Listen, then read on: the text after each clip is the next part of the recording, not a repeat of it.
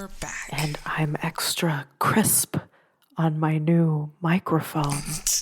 ASMR.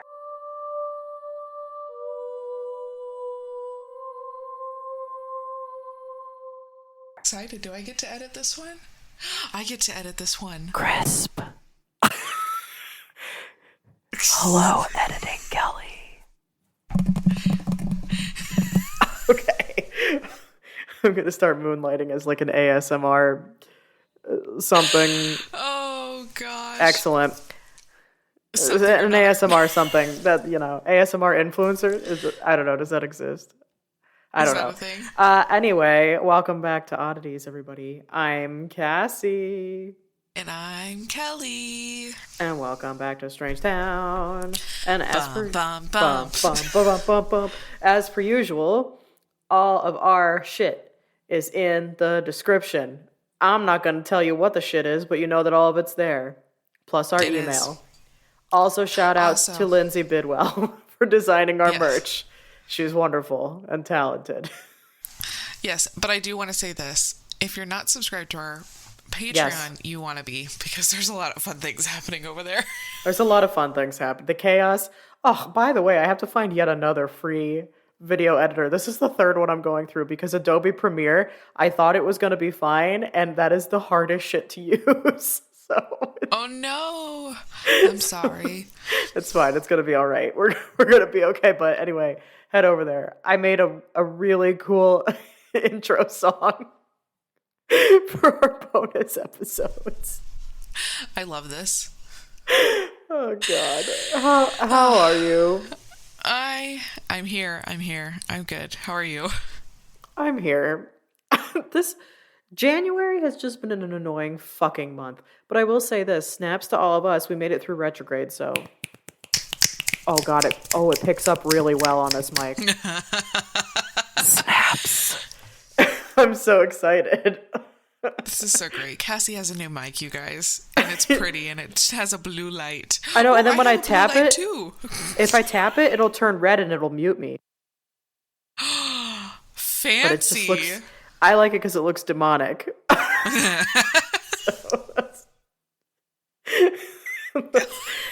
So I just a small background on this new mic. Corey bought me my other mic and I love it and it's wonderful. However, as I alluded to on last episode or another episode recently. I feel like it was several episodes recently. It's been talked about at least a few times. Right. I'm doing a podcast for work. By the way, we have a name now. It's Absolute Genius, but genius spelled GENE-IUS. Guess who came up with that? You. That's right. I love a good pun. Thank you. I love a good pun.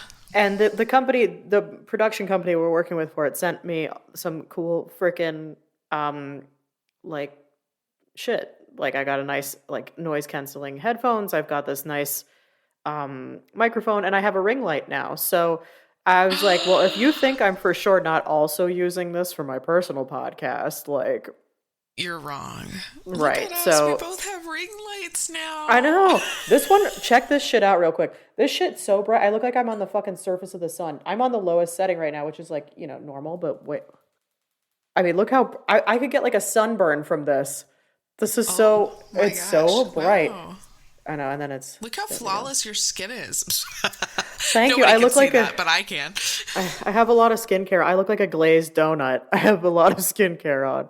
You know what? I heard something recently. If you don't look like a glazed donut, then you're doing it wrong. That's right. Eventually, all this shit will just sink in, and by the end of the day, I won't be a glazed donut at all. But for now, and then we start over again. And then we do it all over again before bed. Slug me up, baby. Well, all the usual here on Oddities. And there's nothing more odd than this conversation. So until next time, stay strange. But yeah, anyway, join us on your Patreon. Not your Patreon. Our Patreon. Our Patreon. Sign up. You can do it for as low as $1 a month. You get a bonus episode twice a month. Sometimes probably 3 times a month, depending on which month it is. Yeah. And how the weeks fall. You never know with timing. And yeah, I don't know. I mean, do you want to just like start this fucking party? This is the shortest introduction we've had in roughly a century. Well, they're going to have fun listening to me try to say a bunch of different names. Kelly's going to be extremely French for us this week. It's going to be très bien. And no, that's it. That's the extent. Toilette. That's all I know. I don't know any other French. Where's the bathroom? I mean, that's the important thing to know. And the opposite of bonjour. That's right. All right. Well, I'm just going to jump in, I guess. Have you ever heard of the opera-singing, sword-wielding bisexual icon from 400 years ago? What the fuck? No, but I love that combination of things. That's great. Julie Dabini, and I don't know if I am saying that right, but that was Google Translate, friends, so here she likes to wear Dabini. That's what I kind of think. Yeah. Okay. Born in 1673, Julie was from a high society French family. Her father worked for King Louis XIV. Her father did not raise her as a typical young woman, but rather decided that she needed an education of a male. Yes. So, like, snaps for him.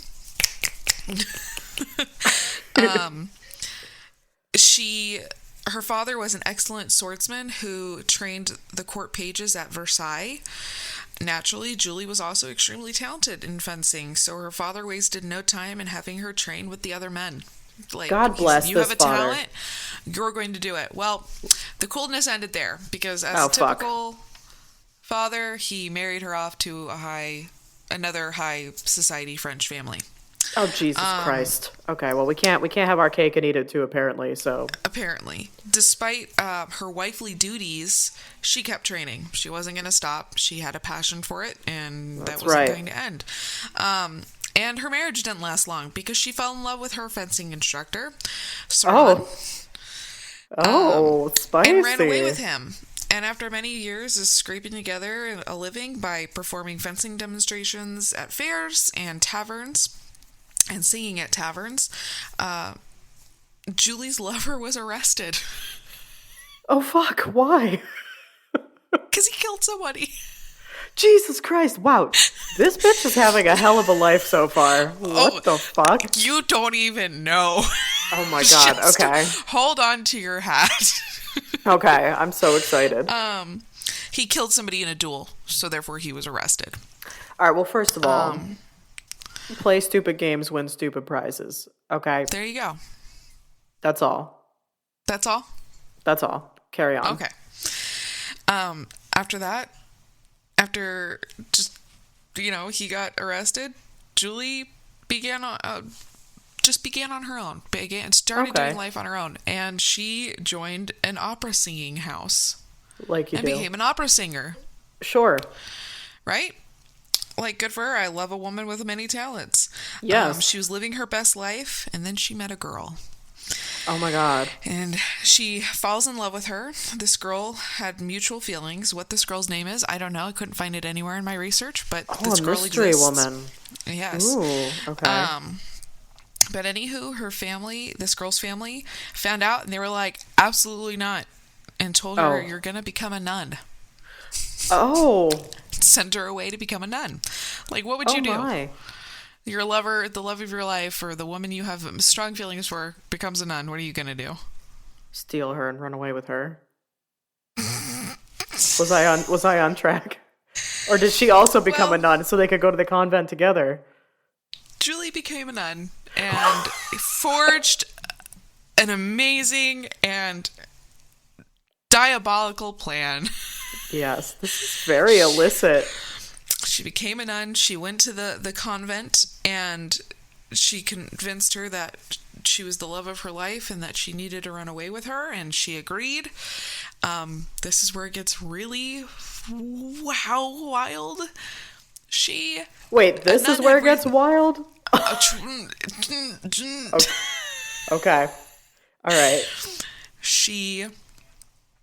Another nun had just recently died, so they took her body, put her in the lover's bed, and then set the place on fire so that they would all believe that this girl died in the fire so they wouldn't come to find her. Holy shit.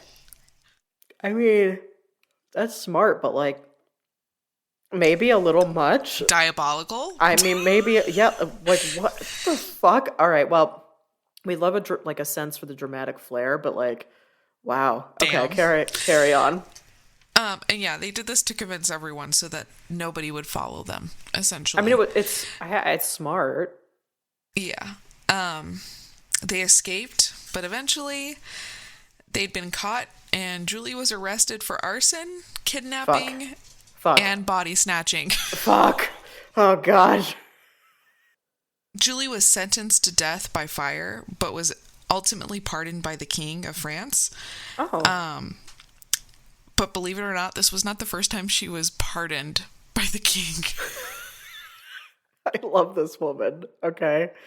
So believe it or not, Julie was actually pardoned as well because she killed or at least injured 10 men in dueling.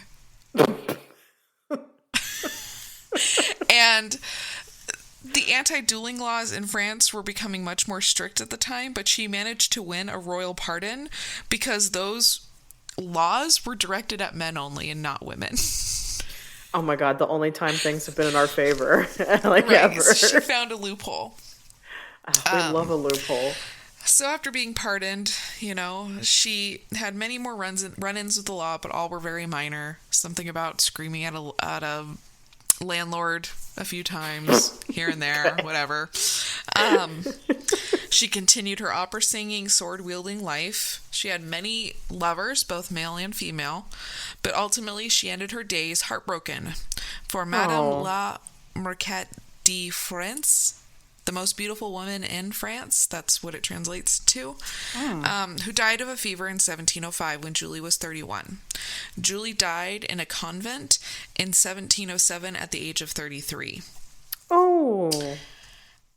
One thing that I find interesting, and this wasn't in any other articles that I was, reading and researching, but this one ends specifically with, however, there's so much mystery surrounding the incredible life that we can't know for sure which parts of the story are true. Even Dabini's birth date and place of birth are subject to speculation, as well as her real name.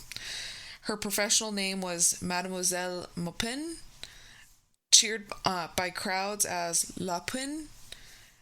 Acquaintances addressed her as Emily in their letters, while Thevard, I don't know who that is, called her Julia. She has also been known as Madame de Maupin and Madeline.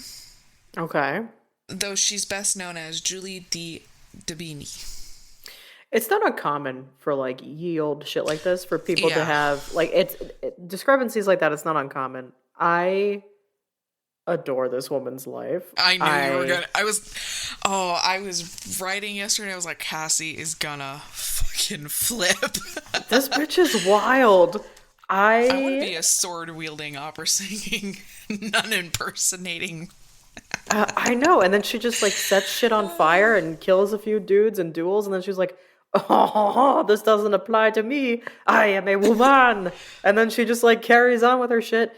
But then I feel bad that she died at 30. How did she die? Did you find that, or did it not say? It doesn't say. It does not say how she died at 33. I mean, it's also not surprising that she died at 33. But like, also, past, let's look 40. At it's the 1700s. Let's be honest. Right, but wow, what a fucking ride she had. Holy shit. She was like, I got 33 years to live.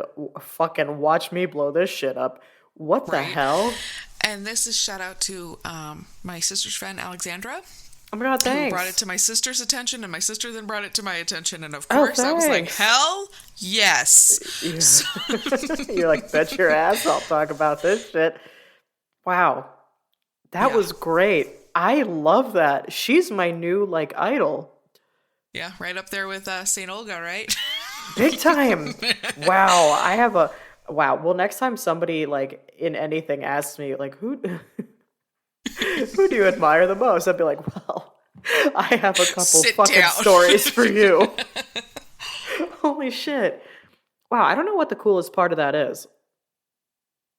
Also, though, I gotta be honest, I don't know that I would have joined a convent, like, I'm not into chicks, but, like, I wouldn't...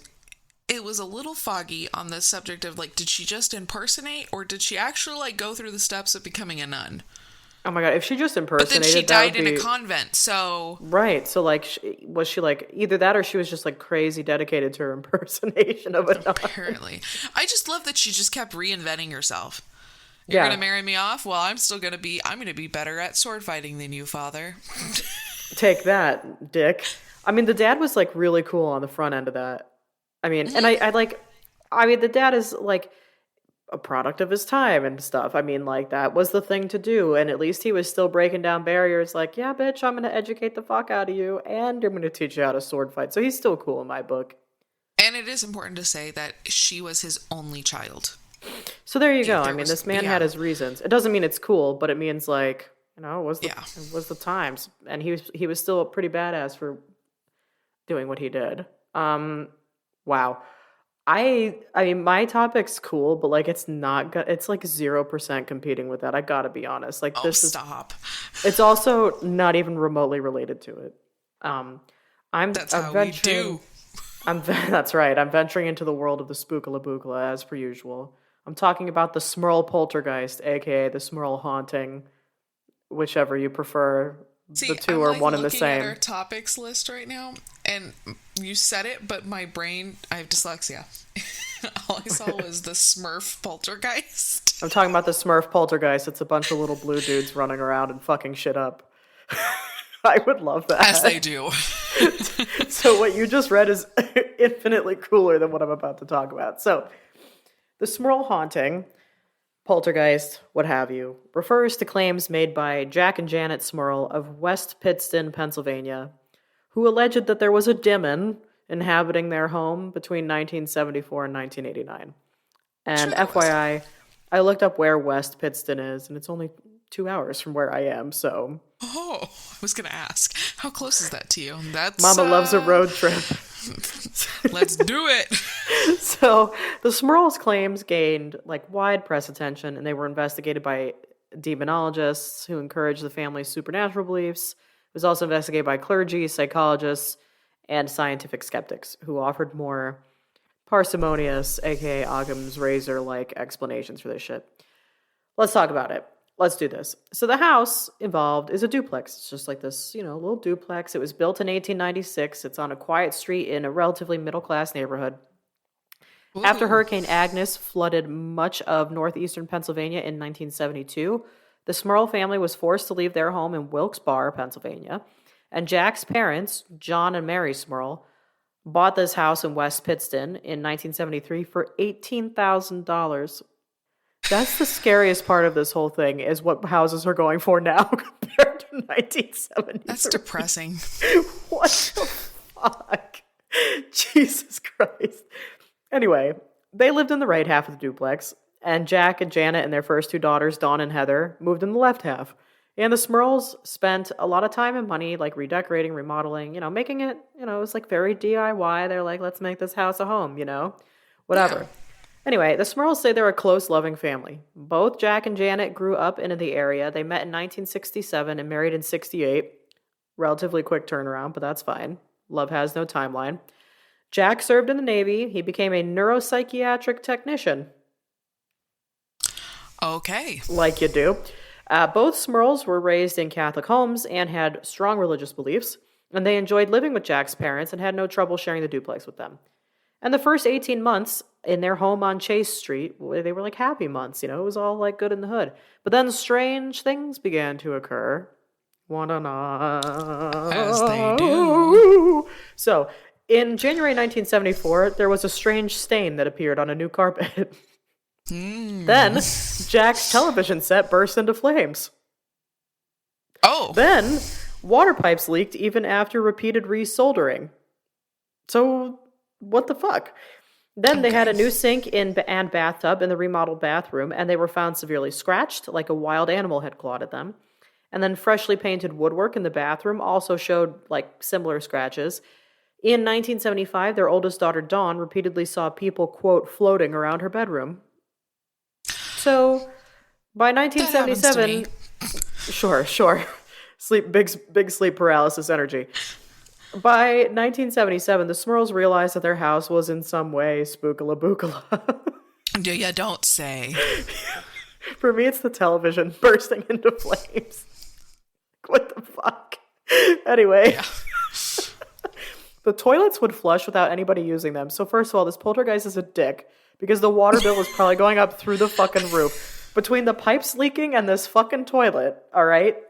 That's all. That's anyway. rude. It is, like, if you're gonna be a poltergeist and, like, fuck shit up, fine. But don't fucking raise the cost of living. I mean, come on. Yeah. Don't make my utilities that insane thing, and don't wreck my house. Don't make me, like, have to pay for things. We didn't need to set the television on fire. That was dramatic. Like, I'm sorry if you didn't like what he was watching, but I mean, honestly. So, all right, toilets are flushing. Footsteps are heard on the stairs. Drawers would open and close on their own. And then the radios would turn on even though they were unplugged. Rocking chairs would mysteriously rock and creak as if somebody was actually, like, sitting in it. And then as time went on, they would smell sour and vile smells throughout the house. And on several occasions, Jack felt the touch of an unseen hand caress him. No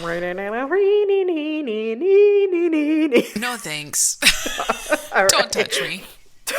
Can't touch this.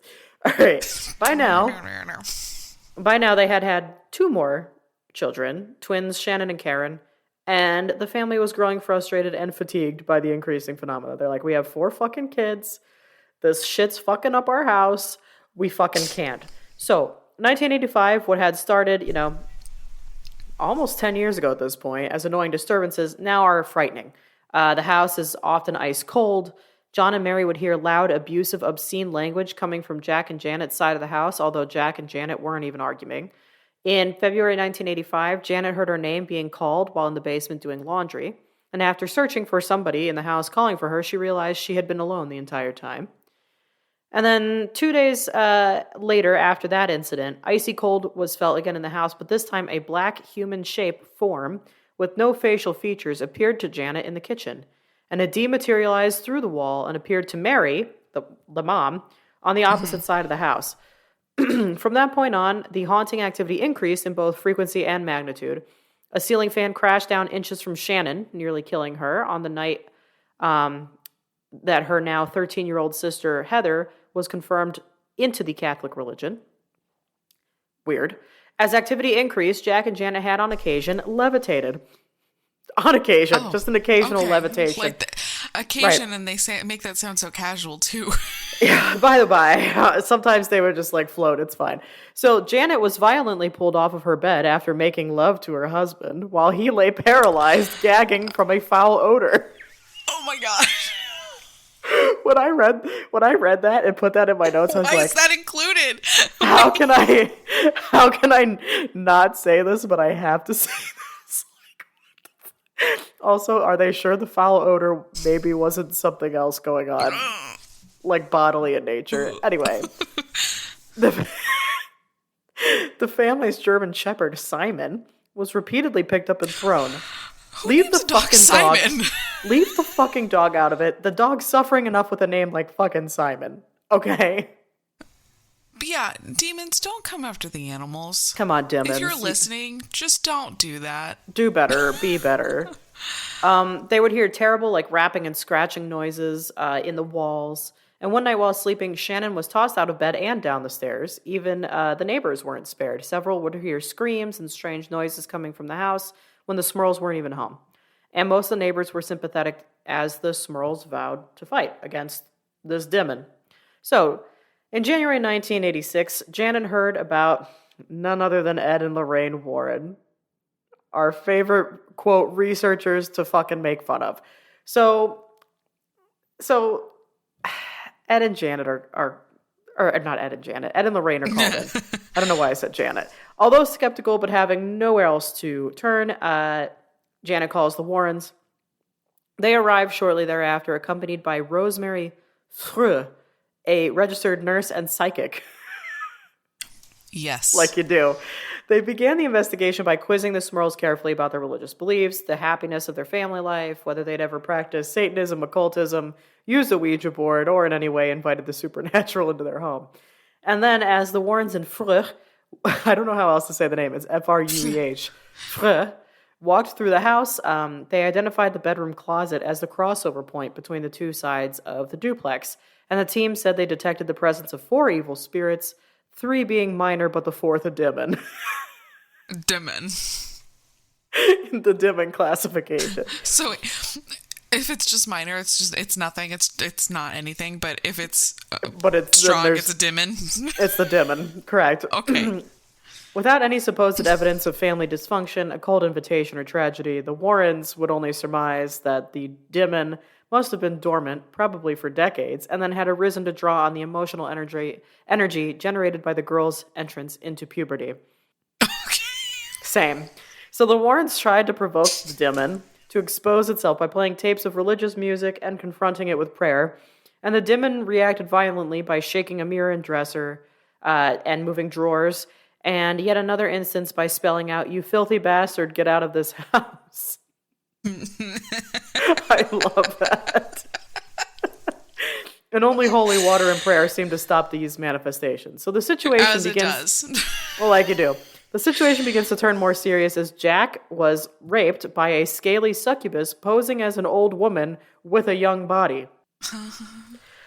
When I read that sentence, I sat and tried to think about it, and then I was like, this is too hard to think about. I'm going to leave it and move on. So Ed Warren then was choked and began to suffer from terrible flu-like symptoms, and then an incubus sexually assaulted Janet, and pig noises, a sign of serious demonic infestation apparently, could be heard in the walls. I don't know what to even I don't even know what to say about any of this. So, it makes me nervous. I am nervous. The Smurls said that's from something, I can't remember what. The Smurls said they tried several times to obtain support and action from the church, and the Roman Catholic Diocese of Scranton said it would consult with experts, but official involvement would be unlikely. Scranton, Pennsylvania. At one point in time, Janet thought she was getting help from a priest named Father O'Leary, but discovered that no such priest actually existed. I tried looking into that more, and I was like, I got nothing. I have no idea how she thought this was happening, but whatever. Anyway. Hallucinations. Yeah, right. The Warrens bring in their buddy, Father McKenna. He's now, or at the time of researching this, he had since become Bishop McKenna. And he was a traditionalist priest who refused to abide by the changes in ritual mandated by the Second Vatican Council. So he said Mass in Latin and had performed more than 50 exorcisms for the Warrens. By the by, this is nothing more than a business. The Warrens were probably paying him off to do this shit, but whatever. He conducted an ancient rite, which did nothing but infuriate the demon. Great. So Jack points to a wall where psychics say an earthbound spirit named Abigail was standing. And the haunting continued, and their daughter Karen fell seriously ill from a strange fever and nearly died. Dawn was supposedly almost raped by this evil presence. Janet and Mary had slash marks and bites on their arms, and everybody was depressed, which, yeah. Yeah. Ed Warren explains that they were in the second demonic stage, oppression, which follows infestation and then is followed by possession and death. So we're halfway there. We're living on a prayer. So Bishop McKenna performs a second exorcism in late spring to no avail. The demon even accompanies the family on camping trips to the Poconos. By the way, I love that because we went to the Poconos for my bachelorette party. And I don't know why, but while you were just talking, I thought about, remember that time we stayed in that sketchy house in the Poconos and we're pretty sure it was haunted? Haunted as Airbnb. I love it. The family knew they could not move to another house because the demon would just follow them. So after repeated refusals by the church to help, the Smurls decide, okay, we're going to go on television. So remaining anonymous behind that's the next, natural course of action here. Remaining anonymous behind a screen, they're interviewed by a Richard Bay on local Philadelphia TV called People Are Talking. And the demon retaliates. It levitates Janet and hurls her against the wall. It later appears to Jack as a monstrous creature resembling a pig on 2 legs. And a human hand came up through the mattress and grabbed Janet by the back of her neck, and again, Jack was supposedly raped. I don't know why this keeps happening to Jack, but... Poor Jack. I know. In August 1986, the Smurls felt the risk of ridicule did not outweigh the need to tell their story to a wider audience, so they're granted an interview to the Wilkes-Barre Sunday Independent newspaper. And almost immediately, their home becomes a tourist attraction. For the press. Of course it does. Of course. Curious onlookers and skeptics who want to come investigate themselves. Some skeptics, who included some of the Smurls' neighbors, said they believed the family was concocting the story to profit, and eventually from a book and movie contracts. So then the Smurls contact a medium, Mary Alice Rinkman, who examines the house and corroborates the Warrens' findings of 4 spirits. She didn't say if it was 3 minor and 1 demon, but regardless, there's 4 spirits. She identifies one as an old woman named Abigail, and another as a dark, mustached man named Patrick, who had murdered his wife and her lover and had them hung. Then he'd been hung by a mob. What a turn of events. What the fuck? And she couldn't identify the third, but the fourth, per her, was a powerful demon. So, press coverage finally pushes the Scranton Diocese into action, and they offer to take over the investigation. The Warrens had also planned a mass exorcism with several priests. Prayer groups came to the house to give comfort. Bishop McKenna came a third time to exorcise the house, and this time the ritual seemed to work because there were no disturbances for about 3 months. And then shortly before Christmas, 1986, Jack again sees the black form, beckoning him to the third stage of possession. He clutches his rosary and prays, hoping that this would simply just be an isolated incident. And it was not. The banging in the wall starts again, the putrid smells, the violent acts of aggression. Frustrated, tired, and hopeless, the Smurls finally moved to another town, shortly before the release of a book concerning their ordeal. Oh. The book is called The Haunted, and it went to press. How original. The church performs a 4th exorcism in 1988, which finally seems to have given them peace, and a movie version of The Haunted was released in 1991. And that is the Smurl Poltergeist, aka Haunting. I think it's bullshit. I gotta be honest. Well, when what's-their-nuts names are involved, I tend to... The Warrens? Yeah. My skepticism goes up greatly. Yeah, they suck. Also, Lorraine has a terrible fashion sense.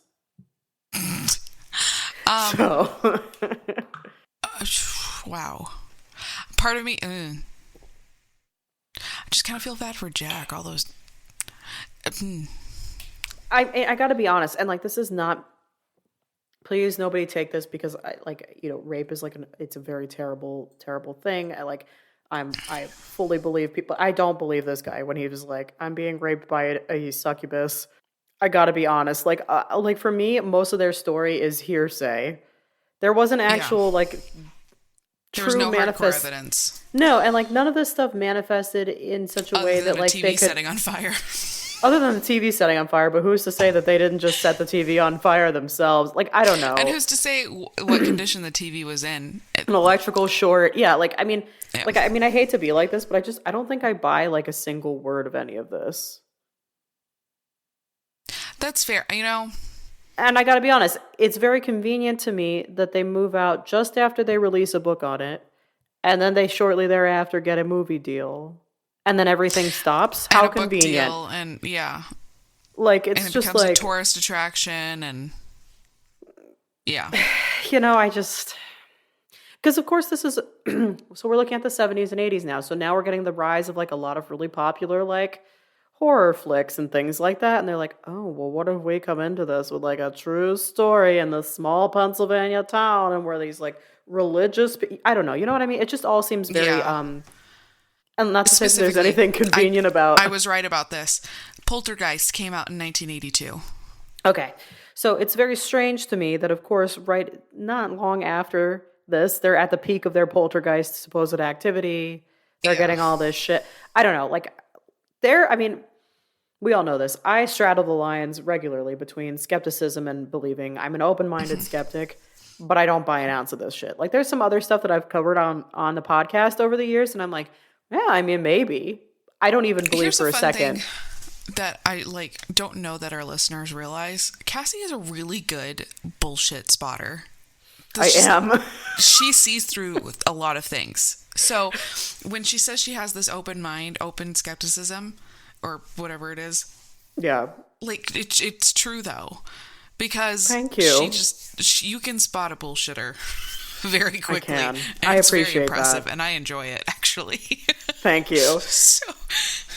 I mean, just like stepping back and looking at this, just like a lot of it seems bogus. And like I said, like almost all of this is just hearsay, aside from these supposed scratch and bite marks. And who's to say they weren't doing this to like themselves or each other? Like you know, people are fucked up, but we've gone over this. And as I once said, everybody's a serial killer. And people will do some really screwed up shit to get some 15 minutes of fame. Big time. You know? And yeah. So that's interesting. Yeah, it's also interesting to me that like several times the diocese was like, no, we're not helping with this. Yeah. I don't know. So to me, I personally call bullshit, but I mean, are you kind of in the same boat there, or what do you think? I am, because I have, it doesn't feel authentic to me. No. Does that make sense? Yeah. And my intuition is telling me, and I have a strong ass intuition, we both know that. It feels like a story. It feels like they're like, oh, this is becoming a very popular thing in the media. I bet we can do something to maybe get a little cash on the side. Yeah, and I wouldn't be shocked at all if the Warrens maybe planted that seed a little bit. Like, yeah, they were like known like profiteers off of this. I don't know. The whole thing to me is just very sketch-alleged, but I had to cover it anyway because like some of this shit was just too wild. It was incredibly. I enjoyed it nonetheless. Thank you. Like, whether we believe it or not, I still enjoy hearing about these or researching them myself. That's where I'm at. You know what I mean? And I think that's what's great about our show is that we can have an open opinion about what we've researched. Is it true? Is it not true? Did it happen? Did it not? Who was there? For sure. Yeah. So, I don't know. Those are my thoughts on it. I'd be curious to hear, what our listeners think. Feel free, of course, to read about it yourself. And everybody, of course, is welcome to have their own opinion on it. But for me, case closed. This is a bogus one. Yeah. Yeah. I feel that. Yeah. Wow. Well, this was a fucking ride. We started off with my brand new idol. and then we ended here, and it was a ride in between. So I mean, I guess I don't have anything else. So until next time, stay strange. Stay strange.